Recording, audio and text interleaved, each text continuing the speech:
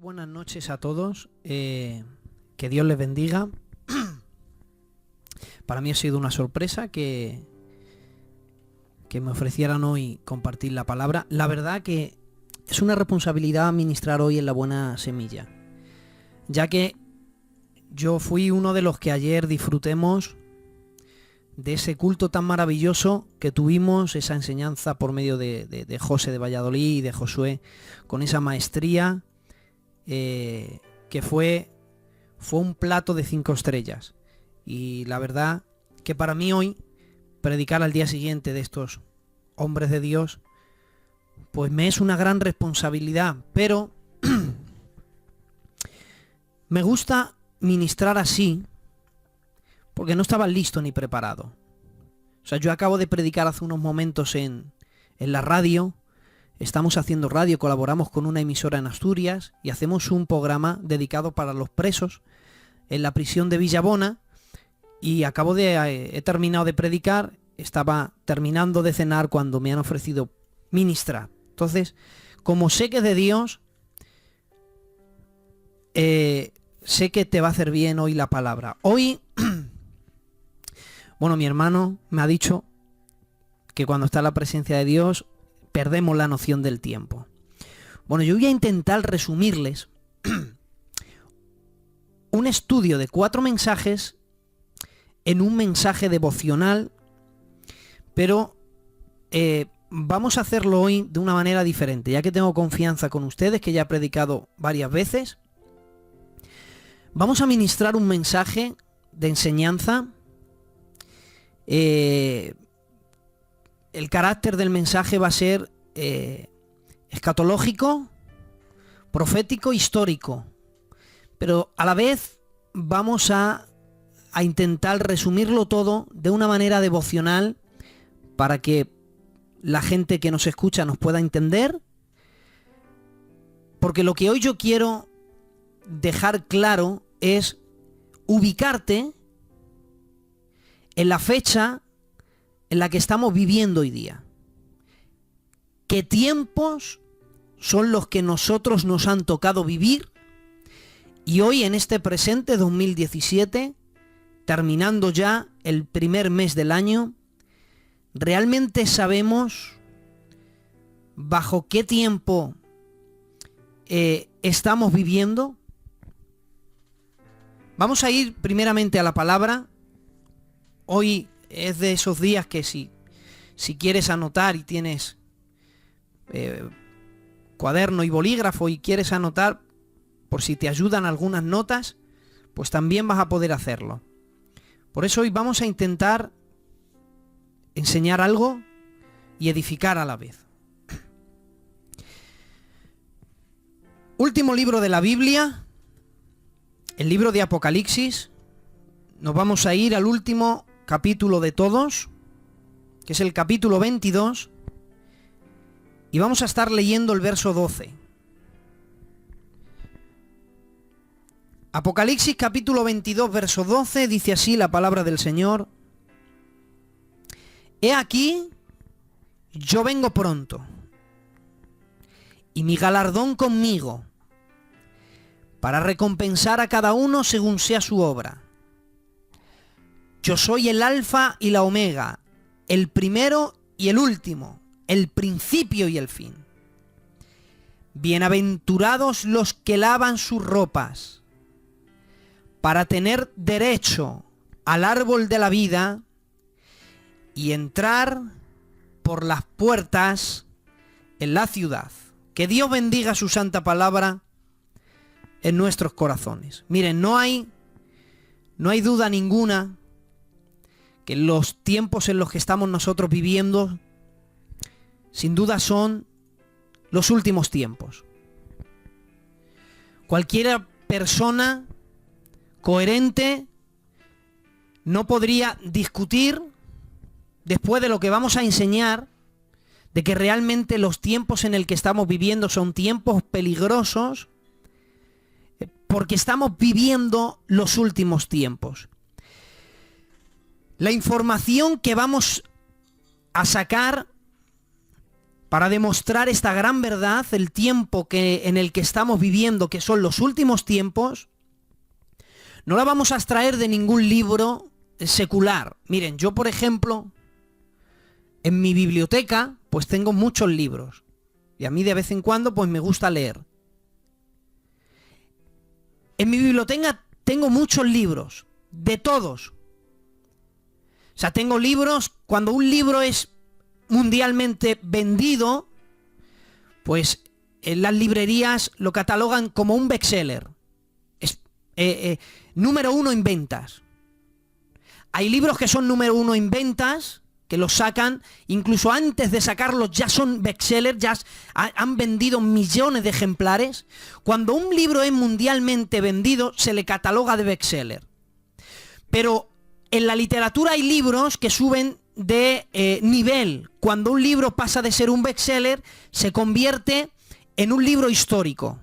Por ejemplo, uno de los libros históricos de la historia puede ser La Divina Comedia de Dante, de un poeta, un canto de 1000 poemas que nos cuenta una historia impresionante. Uno de ellos también histórico, muy conocido, puede ser Don Quijote de la Mancha. Otro de los históricos puede ser El Paraíso Perdido de John Milton, un cristiano ciego de hace 600 años, que en su ceguez, él era ciego, pero él imaginó las conversaciones de Adán con Dios en el Edén y escribió un libro, se llamó El Paraíso Perdido. Y ha pasado a la historia como un libro histórico. Cuando un libro es superior a un bestseller, es un libro histórico. Cuando es superior a un histórico, se convierte en un libro sagrado. En el mundo hay muchos libros sagrados. Un libro sagrado, por ejemplo, para los musulmanes puede ser el Corán. Es un libro sagrado para ellos. Para los chinos puede ser los libros de Confucio. Por ejemplo, para los mormones, su libro sagrado es La Perla de Gran Precio, de los mormones. Pues bien, si nosotros juntáramos todos los bestsellers, juntáramos todos los libros históricos y también juntáramos todos los libros sagrados creados por el hombre, ninguno de ellos se puede comparar ni a un 1% de la gran exactitud que tiene la palabra de Dios. En la Biblia está encerrado, fíjense, en la Biblia está encerrado lo que ocurrió, lo que está ocurriendo, pero también está codificado lo que ocurrirá. La Biblia es el único libro que puede anticipar acontecimientos, no con décadas de distancia, sino con cientos, incluso miles de años de anticipación. La Biblia ya tenía información codificada oculta. Antes que cualquier inventor pudiera inventar y hacerse famoso por sus inventos, como por ejemplo el inventor del barómetro. El barómetro, con eso se comprueba que el viento tiene peso. Se comprueba con un barómetro. Este italiano que inventó el barómetro, que se llamó Botticelli, que por cierto era cristiano, le dieron un premio cuando inventaron el barómetro. Sin embargo, cuando él estuvo leyendo la Biblia en uno de sus estudios, se encontró con un texto en el libro de Job que decía que Dios daba peso al viento. O sea, 4500 años antes que él descubriera que el viento tenía peso, ya estaba escondida esa información en la palabra del Señor. Y así podríamos estar demostrando que todos los acontecimientos importantes de la historia en la Biblia siempre estaba codificado, oculto, a la espera de que hombres que se dejen enseñar por Dios en humildad puedan descubrirlo. Por ejemplo, Albert Einstein, el judío que ganó grandes premios con su teoría de la relatividad, de que la luz viajaba a través del espacio-tiempo. ¿Quién le dijo a ese hombre que la luz viajaba? Bueno, él dice, la gente le apremiaron por descubrir tal descubrimiento. Sin embargo, en el libro de Job, que es el libro más antiguo de la Biblia, ya estaba en la palabra oculto ese descubrimiento. Cuando dice la Biblia por dónde se reparte el camino de la luz y dónde está el lugar de las tinieblas. Todos los acontecimientos, los inventos que han cambiado la historia de la humanidad estaban escondidos siglos antes en la palabra del Señor. Pues bien, ocurrió algo en el libro de Daniel que rompe todos los esquemas, de modo que no hay historiador que pueda contradecir la gran veracidad de la palabra del Señor, y demostrando esta gran verdad nos va a ubicar a nosotros, los oyentes, en el tiempo en el que estamos viviendo. Ustedes no pierdan detalle, porque al final, aunque yo voy a dar mucha información, al final vamos a hacer un resumen y lo van a entender todo muy claro. Si nosotros nos vamos al libro de Daniel, y concretamente nos vamos al capítulo 2 y al verso 1, podemos leer lo siguiente. Dice Daniel capítulo 2, verso 1, dice: en el año segundo del reinado de Nabucodonosor. Nabucodonosor fue rey en Babilonia, fue un emperador que conquistó muchas tierras. Pues en el año segundo de su reinado, tuvo Nabucodonosor sueños y se perturbó su espíritu y se le fue el sueño. Cuando la Biblia dice se le fue el sueño, no es que él no se olvidara del sueño. O sea, no es que él no recordara lo que había soñado, sino que se le quitaron las ganas de dormir por el sueño que había tenido aquella noche. El año en el que tuvo ese sueño fue en el segundo año de su reinado. Bíblicamente, Daniel capítulo 2, el segundo año del rey Nabucodonosor, lo vamos a ubicar en nuestra historia secular. El primer año del reinado de Nabucodonosor fue en el año 605 a.C. El segundo año de su reinado, obviamente, es en el año 604 antes de Cristo. Así que, en el año 604 antes de Cristo, Nabucodonosor tuvo un sueño perturbador para él, de modo que se le quitaron hasta las ganas de dormir. ¿Qué pasa? Que como él era un rey poderoso, él llamó mandar a todos sus adivinos, sátrapas de su reino, y a todos los sabios, para que le interpretaran el sueño que él había tenido, porque él se sentía perturbado. Cuando todos vinieron delante de él, vinieron magos, sátrapas, sabios, adivinos. Daros cuenta el detalle que de los sabios que viene, Daniel no viene con ellos. Y la razón de que Daniel no venga con ellos es porque Daniel es un joven que apenas tiene 20 años de edad. Entonces, en el año 604, Daniel no era considerado un sabio, sino más bien Daniel era de la escuela de los sabios. O sea, todavía Daniel no había subido de rango en sabiduría para los babilónicos.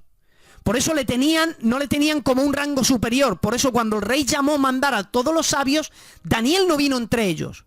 Porque aparte que no se le consideraba un sabio como los que sí se presentaron ante el rey, apenas era un muchacho porque apenas tenía 20 años de edad. Pues bien, la Biblia dice que vinieron todos los sabios de su reino. Los adivinos, los agoreros, los hechiceros. Y le dijeron al rey Nabucodonosor: mi rey, ¿qué es lo que te pasa? Y dice: mirar, he tenido un sueño, me he perturbado en gran manera, quiero que me digáis lo que significa. Los reyes, los sabios le dijeron: muy bien, mi rey, muéstranos el sueño y nosotros, tus sabios, te vamos a dar la interpretación. Y entonces Nabucodonosor, que era listo, le dice: muy bien, mira, si yo os cuento el sueño, vosotros vais a interpretar el sueño de una manera que a mí me contentéis. Pero si verdaderamente sois sabios, vais a hacer otra cosa. Me vais a decir lo que yo he soñado esta noche y me vais a dar la interpretación de ese sueño. Cuando todos los sabios escuchan eso, en el capítulo 2 y verso 10 de Daniel, dice: y le respondieron los sabios: mi rey, no ha habido rey en todos los tiempos, ni en ningún reino, que se haya atrevido a formular ese problema y que se lo resuelvan. Nadie puede. Obviamente los sabios estaban hablando con lógica. ¿Quién puede saber lo que ha soñado otra persona? Nadie. Pues bien, Nabucodonosor dice: bueno, si no me decís lo que yo he soñado y no me decís la interpretación, realmente no sois lo que vosotros decís que sois. Por lo tanto, yo ordeno hoy que todos los sabios de mi reino se mueran. Y dio una orden Nabucodonosor a sus soldados para que murieran todos los sabios, adivinos, sátrapas del reino de Babilonia. Claro, aunque Daniel no era considerado sabio, pero sí estaba en la escuela enseñando. Por lo tanto, el edicto también recaía sobre él y sobre sus 3 amigos, Sadrach, Mesach y Abednego, todos judíos. Imaginaros la situación de Daniel. Se levanta una mañana y, perdonad la frase que voy a usar, es una frase vulgar, sin comerlo ni beberlo, la noticia que le llega es que hoy eres condenado a muerte. Cuando Daniel escucha que lo van a matar, y él dice, bueno, ¿por qué me vais a matar a mí? Dice, es que el rey ha dicho que los sabios, como no le han contado lo que han soñado, y su interpretación es que no hay sabio en su reino, por lo tanto todos tenéis que morir, incluidos vosotros. Y entonces Daniel, sacando fuerzas de debilidad, sin temor ninguno le dice, mira, ya que tenemos todo perdido, déjame que yo me acerque al rey. Déjame que hable con él. Porque yo le mostraré el gran enigma que él tiene. No sabemos cómo han tomado a un niño de apenas 20 años y le han puesto frente al rey más poderoso que había en aquel entonces. Cuando el rey ha visto a un niño de apenas 20 años de edad, por su atrevimiento que ha tenido ponerse frente a él, le ha dicho, ¿qué es lo que quieres? Y Daniel le ha dicho, mira mi rey, ciertamente has dicho algo verdad, que no hay hombre sobre tu reino que pueda desvelar este misterio. Pero hay un Dios en los cielos que revela misterios. Dame tiempo, mi rey, porque yo te mostraré lo que has soñado y también te mostraré el significado de ese sueño. Dándole tiempo, la Biblia dice que Daniel se mete a orar y entonces Dios le revela el misterio. Dios le muestra a Daniel lo que soñó el rey. Cuando Daniel ya tiene toda la información, se acerca de nuevo al rey y le dice, mi rey, prepárate, porque lo que te ha mostrado Dios es para los tiempos finales. Fíjense, hermanos, el único que es capaz de desvelar los grandes misterios, ese es Dios. Pero fíjense, Nabucodonosor era un impío, él tiene un sueño y no lo entiende. Sin embargo, Daniel ve el mismo sueño, pero Dios se lo interpreta. ¿Por qué? Porque Nabucodonosor es un impío, pero Daniel pertenece a Dios. Es decir, le mostró una información, una profecía, pero codificada. El impío no la pudo entender. Sin embargo, Daniel, que era justo y perfecto, la pudo entender. La Biblia es como una gran parábola codificada.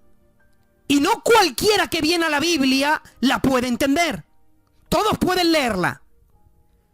Pero la Biblia dice, por ejemplo, Jesús le dijo a sus discípulos, o sus discípulos le dijeron a Jesús, Jesús, ¿por qué les hablas en parábolas? Y él le dijo, para que viendo no vean, escuchando entiendan, se conviertan y les sane, porque a los de afuera les voy a hablar por parábolas, pero a vosotros que estáis cerca os daré a conocer todas las cosas. Entonces, el requisito para entender la Biblia y sus misterios, el requisito número 1 es vivir cerca de Dios. Por eso los impíos vienen a la Biblia y no lo entienden y quieren que en 3 minutos yo, por ejemplo, mira, yo no respondo a un impío cuando me viene y me dice, bueno, ¿me puedes explicar por qué si Dios sabía todas las cosas creó a Satanás? Y quieren que en 5 minutos yo le responda el gran plan de Dios desde la eternidad. Eso es imposible. Ellos miran a la Biblia y no la entienden, como Nabucodonosor ve el sueño y tampoco lo entiende. Pero sin embargo Dios ve a un joven que agrada sus ojos y le revela el misterio y le dice, mi rey, Dios me ha mostrado el sueño. Anoten ahora. Tú en tu sueño veías una estatua alta.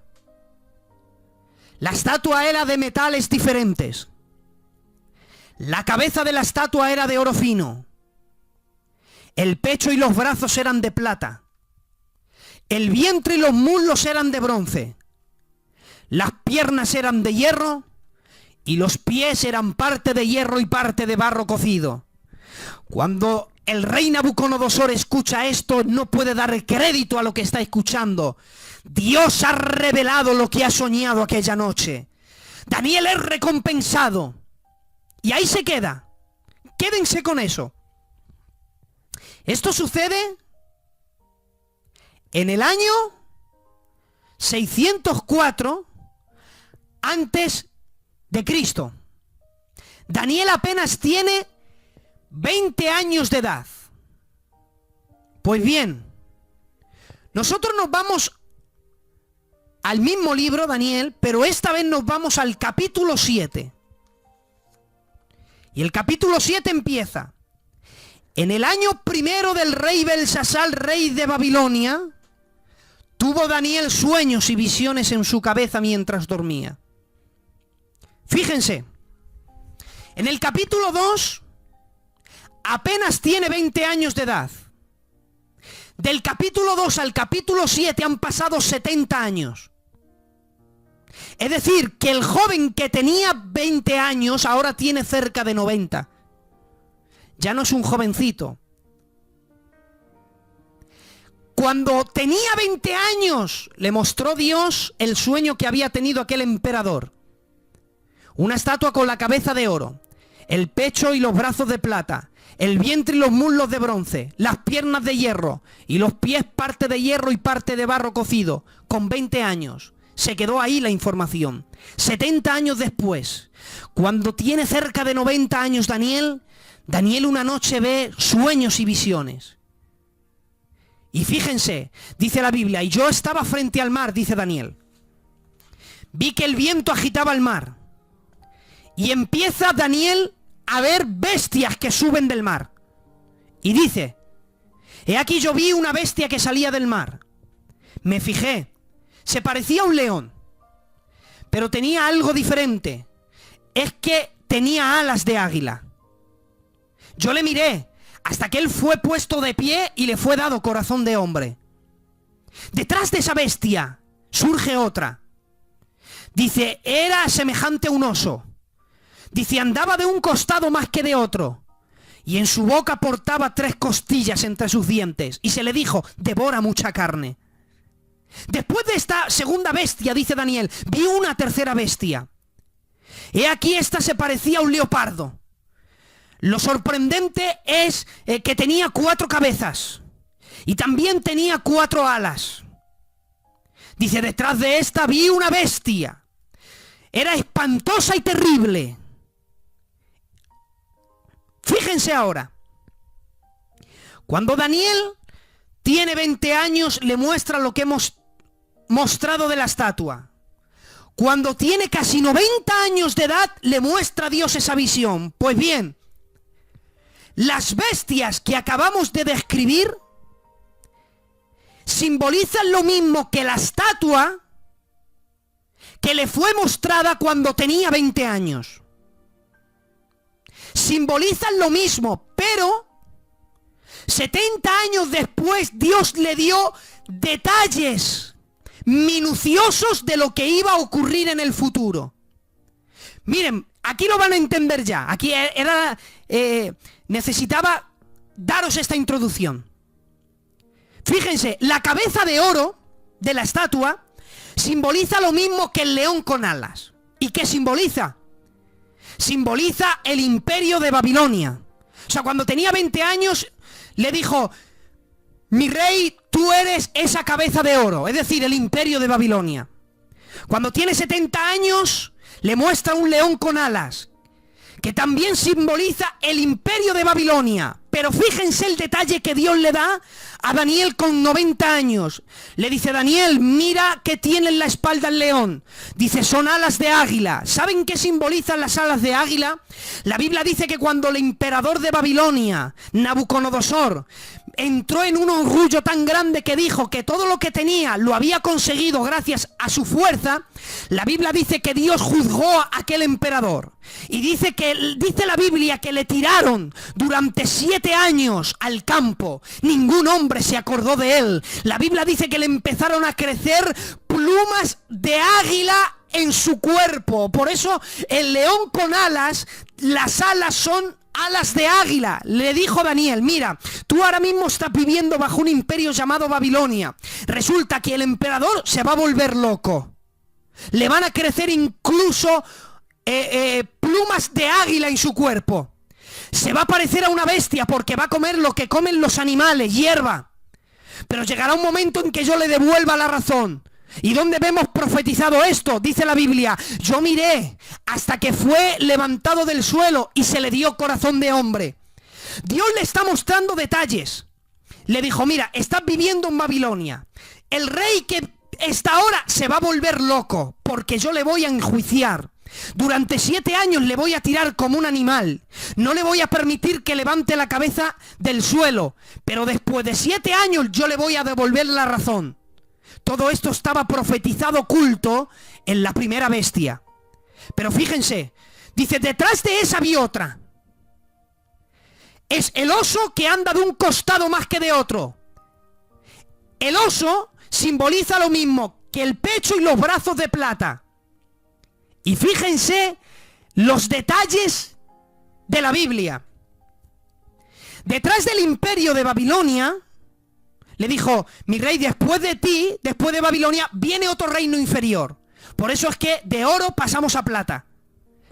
El próximo que vino después de Babilonia fueron los medos y los persas. Atención, medo-persa. Medo-persa fueron 2 imperios que fueron unidos por una alianza. Por eso en la estatua el imperio medo-persa es simbolizado con 2 brazos y los brazos van unidos por un pecho.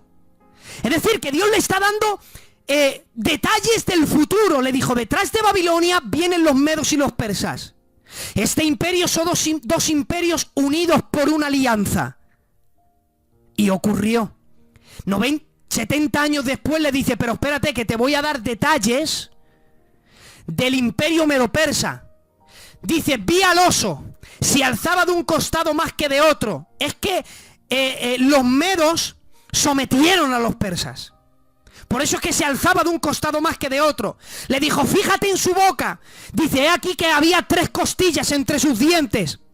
Cuando el imperio medo-persa llega a la historia, a nuestra historia secular, podemos demostrar que el imperio de los medos y los persas en su conquista derrotaron a 3 imperios.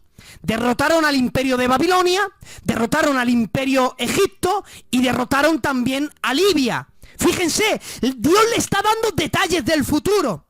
Después de Babilonia vienen los medos y los persas, se cumple. Son 2 imperios unidos por una alianza, se cumple. Cuando empiecen a gobernar van a destruir a 3 naciones, se cumple. Pero Dios le dice: no, frena, porque te voy a seguir mostrando detalles del futuro. Después de los medos y los persas, dice: he aquí, miré, otra bestia salía del mar, semejante a un leopardo. Tenía 4 cabezas y también tenía alas en sus espaldas. Esta bestia simboliza lo mismo que el vientre y los muslos de bronce. La historia testifica que después de Babilonia vienen los medos y los persas, y después de los medos y los persas llegó el imperio de Grecia. Cuando tenía 20 años solo le dijo que sería un reino inferior, pero cuando tenía 90 años Dios le dijo: te voy a dar detalles del futuro. Después de los medos y los persas llega otro imperio. La historia testifica que llega el imperio de Grecia. Dice la Biblia: esta bestia era semejante a un leopardo. Y fíjense que un leopardo es el felino más rápido del reino animal. Le estaba diciendo: cuando llegue ese imperio será muy rápido en conquistar. La historia testifica que después de los medos y los persas, cuando entra en nuestra historia el imperio de Grecia, se levanta un rey macedonio llamado Alejandro Magno, y que con tan solamente 13 años, desde los 20 hasta los 33, Alejandro Magno casi conquista el mundo entero conocido. Con 13 años de imperio, llegó casi hasta los confines de la tierra. Llegó incluso hasta la India. Y todo eso lo hizo de una manera veloz. Fue rápido en conquistar en tan solamente 13 años. Por eso el imperio de Grecia es simbolizado como un leopardo, un animal felino muy rápido. Así que el imperio medo-persa, el imperio de Grecia que aquí se muestra, nos está hablando del imperio bajo el gobierno de Alejandro Magno. Y Dios le da más detalles del futuro. Dice, pero mira la bestia, ¿cuántas cabezas tiene? 4. La historia testifica que cuando a los 33 años el macedonio Alejandro Magno muere, no es casual que su reino se dividiera en 4. Los 4 que fueron repartidos su reino de Grecia se repartió en sus 4 generales. Casandro se quedó con Grecia y Macedonia. Lisímaco se quedó con el Asia Menor. Seleuco se quedó con el Medio Oriente. Y Ptolomeo se quedó con Egipto. Fíjense, después que murió Alejandro Magno, su reino de Grecia se divide en 4. Resulta que Dios ya se lo había mostrado a Daniel cuando tenía 90 años. Pero Dios le dice, pero espérate, que todavía hay más. Te voy a mostrar más futuro. Después de Grecia viene otro imperio.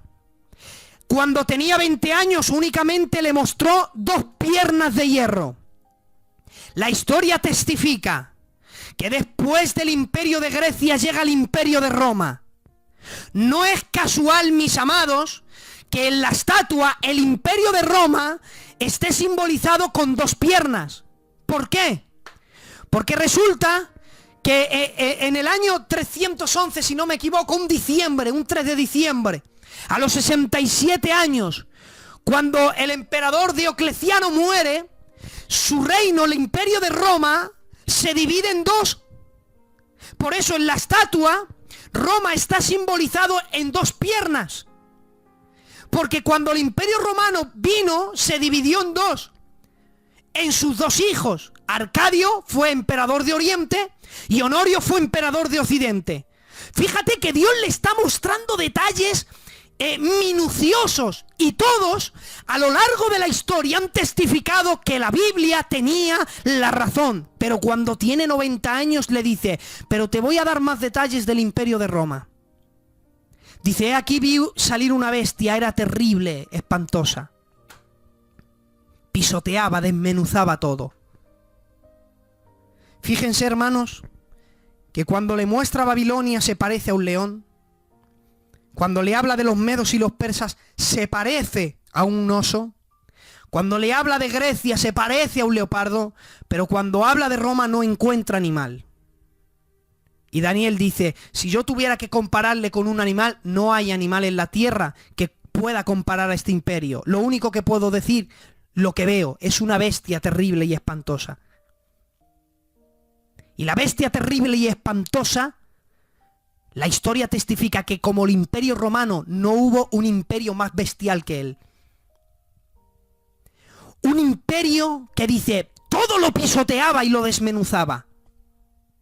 Si ha habido un imperio donde ha gobernado un espíritu satánico que no ha respetado la vida alguna, ese ha sido el imperio romano, gobernado sobre todos sus emperadores.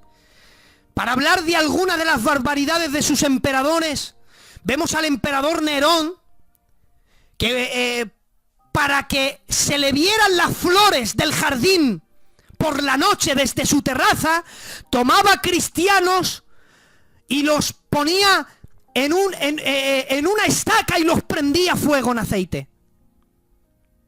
Prendía a los cristianos fuego por la noche para que él desde su terraza pudiera ver las flores de su jardín. Ese era el emperador Nerón, que los metía en piscinas congeladas. Y le decía, si niegas a Cristo sales, si no, mueres congelado. Era el emperador Nerón el que tomaba a niños pequeños frente a sus madres y le decía: si niegas a Cristo, tu hijo no muere. Si no le niegas, ves a tu hijo morir frente a tus ojos. Ese era el imperio de Roma bajo el gobierno de Nerón. Ha habido atrocidades inenarrables de los emperadores romanos. Hubo un emperador que pasó por una ciudad y porque pensaban que se habían reído de él, prendió fuego a la ciudad y mató a 20.000 personas en un día. Grandes atrocidades, una bestia terrible y espantosa. Pero fíjense, ya hemos visto desde la cabeza, hemos pasado por brazos, pecho, vientre, muslos, piernas. Pero ¿qué queda de la estatua? Nos queda por interpretar los pies, parte de hierro y parte de barro cocido. Fíjense, ¿cuántos dedos tienen los pies? 5 el izquierdo y 5 el derecho. Total, 10 dedos. Cuando nosotros vemos a la bestia terrible y espantosa, tiene que decir Daniel: he aquí esta bestia tiene 10 cuernos. Por eso es que los 10 cuernos de la bestia simbolizan lo mismo que los 10 dedos de la estatua.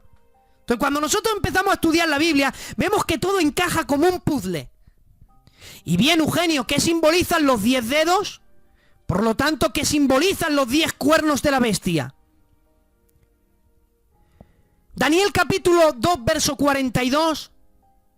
Y por ser los dedos de los pies de parte de barro y parte de hierro y parte de barro cocido, será un reino fuerte y en parte frágil. ¿Qué va a ocurrir con este reino? Que será un reino dividido, porque parte será fuerte y parte será débil. Y para ir interpretando, Apocalipsis 17:12 y los 10 cuernos que has visto son 10 reyes que aún no han recibido su reino, pero por una hora recibirán autoridad como reyes juntamente con la bestia. Dios le da un detalle del futuro. Dios dice: llegará un día cuando se acabe Babilonia, los medos y los persas, Grecia, cuando el imperio romano esté sucumbido pero no muerto. Quédense con eso. Que del antiguo imperio romano surgirá un nuevo reino. Un nuevo reino compuesto por 10 naciones. Estas 10 naciones, 5 serán más poderosas que las otras 5. Aunque en parte de ellas sean más fuertes que las otras, pero se van a unir. Y dice Daniel 2:43, se mezclarán por medio de alianzas humanas. Llegará un día en que haya un reino compuesto de 10 naciones. 10 naciones que hayan pertenecido al antiguo imperio romano, que se unirán por medio de alianzas humanas.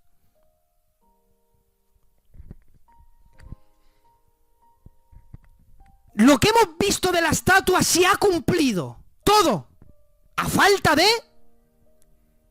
ver a 10 naciones que hayan pertenecido al antiguo imperio romano unirse por medio de alianzas humanas. Y fíjense, si Dios le muestra la estatua y la estatua se cumple de la cabeza, se cumple el pecho y se cumple todo el cuerpo, ¿quién me puede defender a mí que no se va a cumplir los pies? Si hemos visto que las bestias se han cumplido con detalles minuciosos, ¿quién me dice a mí que lo que falta por cumplir no se va a cumplir? Dice la Biblia que mientras miraba Daniel a la bestia que tenía 10 cuernos, dice, yo miré y ocurrió algo extraño. Un cuerno pequeño salió. Y en el surgimiento de ese cuerno, 3 cuernos fueron derrotados. Yo miré a ese cuerno pequeño, tenía ojos, tenía boca y hablaba grandes cosas y blasfemias. ¿Quién es ese cuerno pequeño?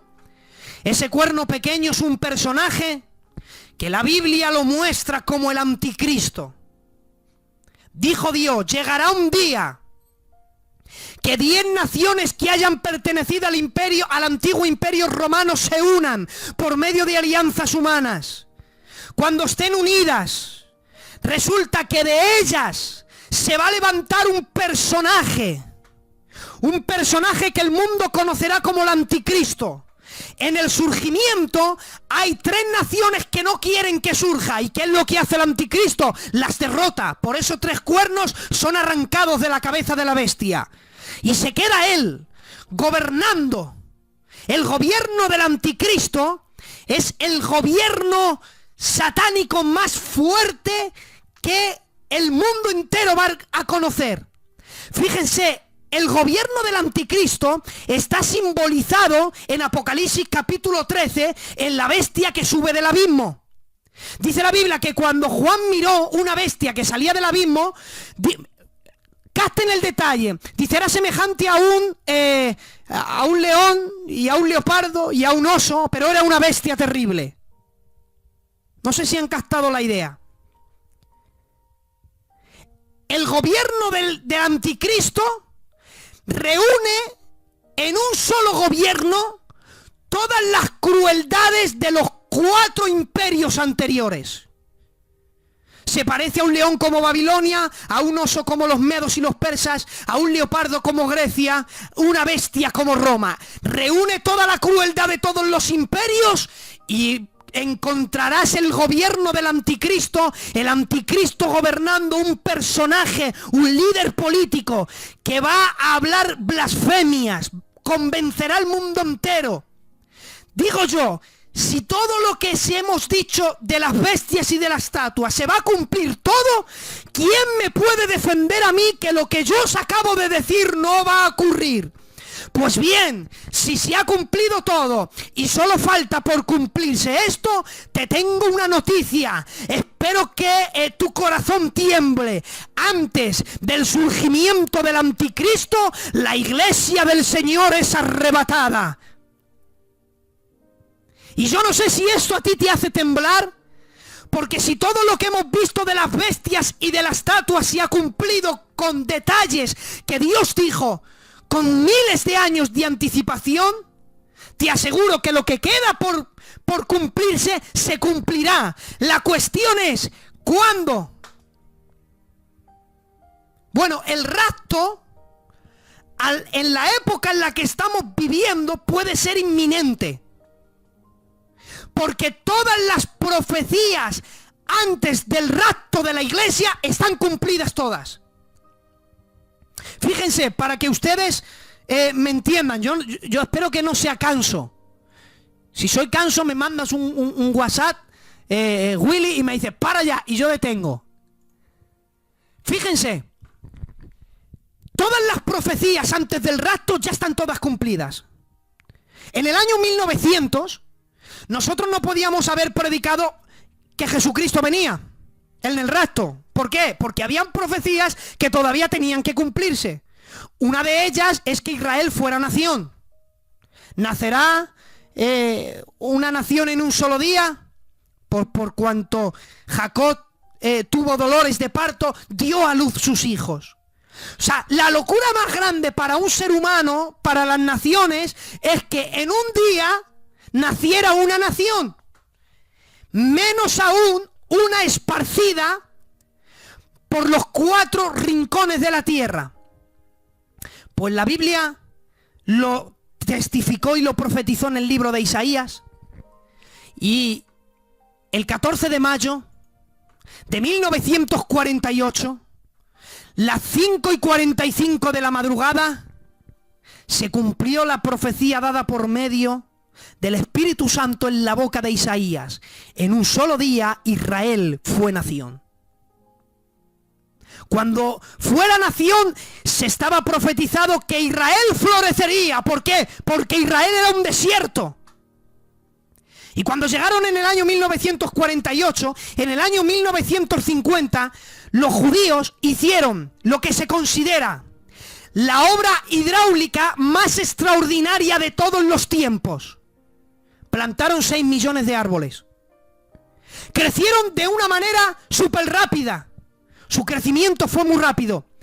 Y en apenas 2 años, el desierto donde habían llegado los israelitas empezó a florecer cumpliéndose la palabra del Señor. El inicio, plantando 6 millones de árboles. Cuando les preguntaron a los judíos por qué plantaron 6 millones, ¿por qué ese número? Los judíos respondieron: hemos plantado un árbol por cada judío que murió bajo el reinado del Tercer Reich, Hitler. Aquellos que murieron en el holocausto nazi. 6 millones de judíos. Ellos plantaron 6 millones de árboles y hicieron florecer Israel entero. Pero hoy día, acabamos de entrar, 1 de febrero, ya, son las 12, del año 2017. Todas las profecías antes del rapto, todas están cumplidas. Es decir, que en cualquier momento, mientras estamos yo predicando y ustedes escuchando, puede suceder el rapto. En cualquier momento. Y digo yo, ¿crees de verdad a la palabra de Dios? Eugenio, es que has dicho que 10 naciones que pertenezcan al antiguo imperio romano son las que se tienen que unir. Muy bien. Pero es que si hoy nosotros miramos, la Unión Europea está compuesta por 27 naciones. Digo 27, no 28, porque el Reino Unido salió de la Unión Europea hace unos meses. Y fíjense, mira si había naciones, y sale de la Unión Europea el Reino Unido. ¿Qué era el Reino Unido? Bueno, el Reino Unido salió de la Unión Europea porque 17 millones de británicos votaron sí al Brexit. El Brexit era salir de la Unión Europea. Hicieron un voto, el Reino Unido, 17 millones de británicos votaron sí, salimos. 16 millones y medio votaron que no, pero obviamente perdieron. Y una vez salido de la Unión Europea el Reino Unido, se han encontrado ya no con un Reino Unido, más bien con un reino dividido. Porque 17 millones sí querían, pero 16 millones y medio no querían. Por lo tanto, el Reino Unido ahora ya es un caos, ya es un reino dividido. ¿Sabes por qué se llamaba Reino Unido? Porque el Reino Unido eran 4 reinos unidos. El Reino Unido se componía en Escocia, en Gales, en Inglaterra y en Irlanda del Norte. Esas 4 naciones componían el Reino Unido. Si ustedes analizan el surgimiento de esas naciones, a excepción de Inglaterra, por lo menos parte de Inglaterra, que sí pertenecía al Imperio Antiguo Romano, las demás no pertenecieron. Por lo tanto, tarde o temprano, esas no iban a jugar un papel importante en la profecía bíblica. No es casual que se hayan marchado. Y hoy día se compone la Unión Europea en 27 naciones, y si nosotros examinamos las 27 naciones que hay más de 10 que hayan pertenecido al antiguo Imperio Romano, y esto lo dejo así como a vuelo de pájaro. Una de ellas es España. España pertenecimos al antiguo Imperio Romano. Esto es un dato que lo dejo ahí en el aire. Y fíjense, si fuera por naciones que pertenecen al antiguo Imperio Romano, ya las hay. Cuando el anticristo venga, él va a resolver muchas cosas para convencer al mundo. De las cosas que él va a solucionar, porque la Biblia dice en Daniel 7:8 que será considerado en alta estima. En Daniel 8:23 dice será un hombre altivo y entendido en enigmas. En el 8:25 de Daniel dice usará promesas de paz. Esa será su arma principal. En Daniel 9:27 él establece un tratado de paz entre judíos y islamistas. Y lo que nadie ha conseguido, Él lo consigue, establecer la paz. Pues aparte de las cosas que Él va a solucionar, una de ellas es las guerras. Él traerá paz. Y durante 3 años y medio, el mundo entero vivirá sin guerras. Digo yo, en todas las épocas de la humanidad ha habido guerras. Sí. Pero díganme ustedes si alguna vez se ha comparado con lo que estamos viendo hoy. Ninguna época es comparable a la que estamos viviendo nosotros. Es decir, que hay un terreno súper preparado y listo. Que si la iglesia fuera arrebatada, el anticristo podría hacer su trabajo por la razón de que como está el mundo hoy, está en guerra total.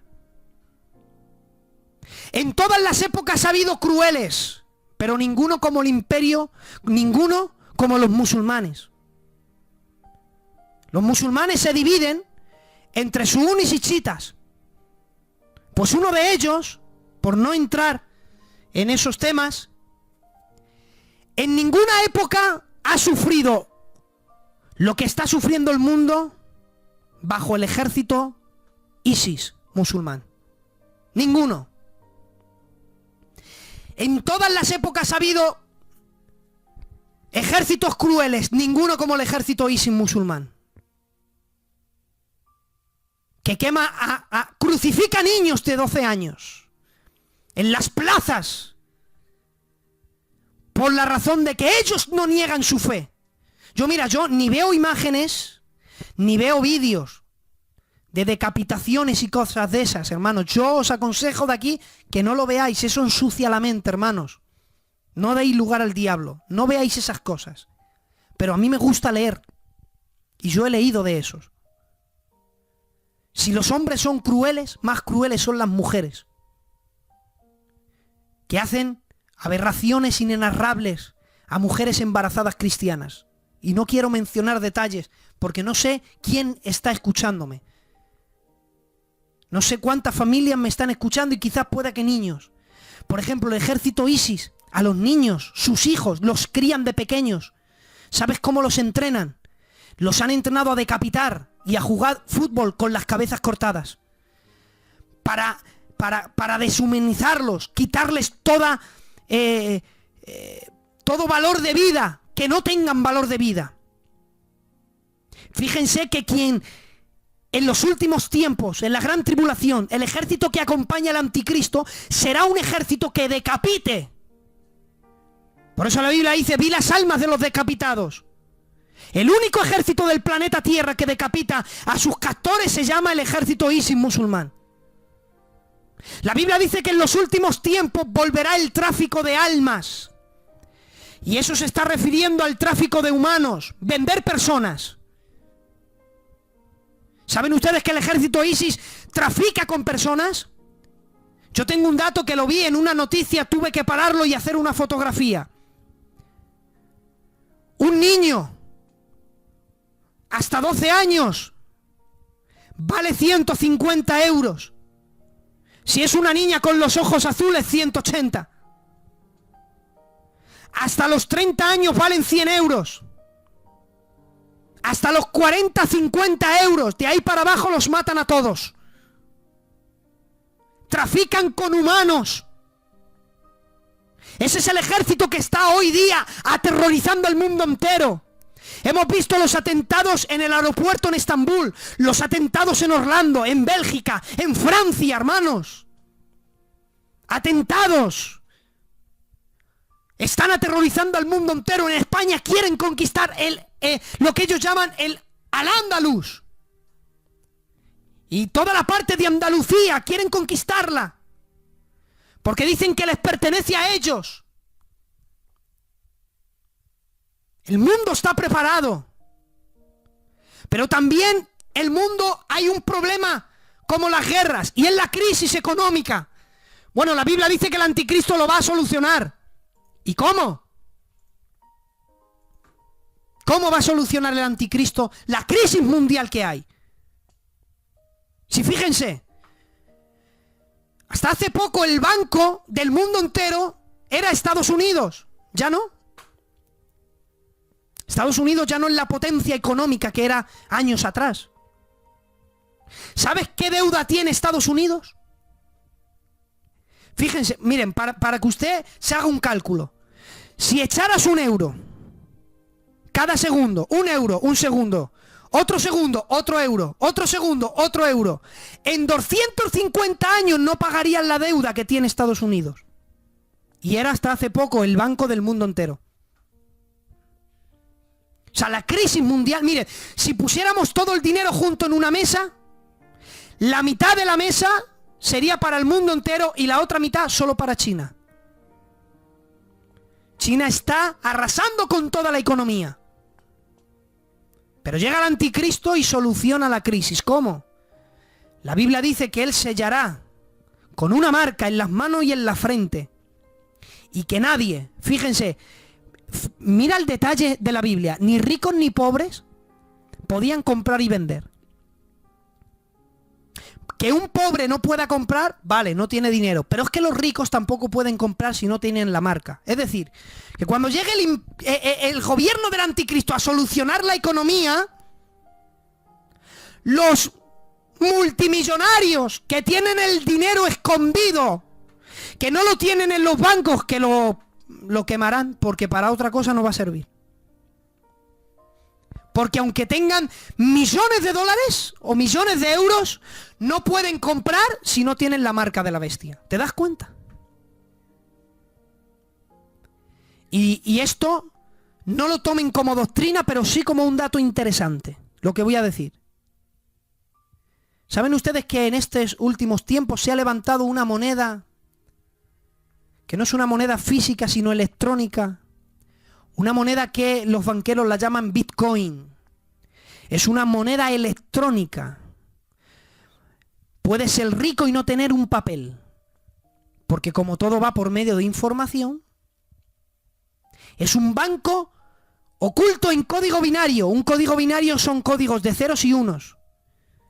El banco Bitcoin, la moneda Bitcoin, son códigos binarios. Es decir, es un banco infinito donde se puede almacenar dinero infinito. Puede ser una de las posibilidades, y aquí lo hago como pregunta, puede ser que el anticristo pueda solucionar la economía así. ¿Qué mejor manera que haciendo desaparecer el dinero que hay? Y todo por medio de electrónica, donde el dinero es infinito. Pero no sé cómo lo va a hacer el anticristo, pero que tampoco quiero verlo. De hecho es que tampoco voy a estar, ni la iglesia, porque será arrebatada. Pero va a solucionar la crisis. Y digo yo, en todas las épocas ha habido crisis, pero ninguna como esta. Por eso, en la escena mundial que hay frente a nosotros, es la escena lista y preparada para el surgimiento del anticristo. Pero es que antes de eso la iglesia es arrebatada. Por lo tanto, estamos más cerca de nuestra redención que nunca. Por eso, yo te pregunto, y quiero que respondas ahora, aunque yo no te voy a escuchar. ¿Crees que el rapto puede ocurrir en cualquier momento?